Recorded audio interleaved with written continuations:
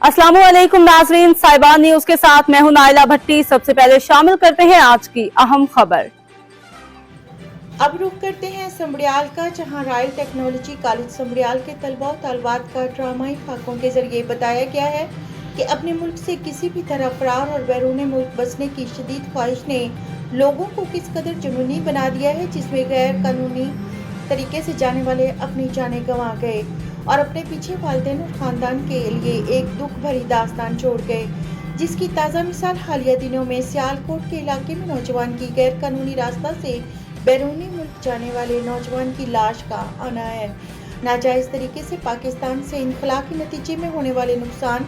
बाबत sustainable social development organisation और royal technology college समड़ियाल Sialkot के तलबा और तालबात के बाहमी इश्तराक से एक प्रोग्राम का इनेकाद किया गया,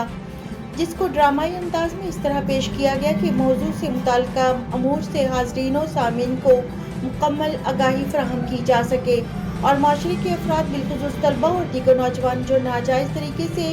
डंकी लगाकर समंदर के रास्ते मुख्तलिफ मुल्कों की खाक छानते हुए मुश्किलात हत्ता के जान की परवाह न करते हुए सफ़र करते हैं, इसकी रोकथाम की जा सके। तलबा और तालबात ने अपनी प्रिंसिपल साहिबा सादिया के सरपरस्ती और हिदायत के मुताबिक ड्रामाई खाके की तैयारी की।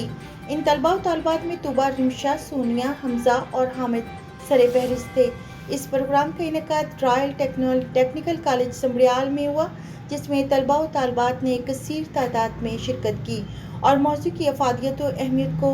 मौजूदा दौर की अहम ज़रूरत करार दिया।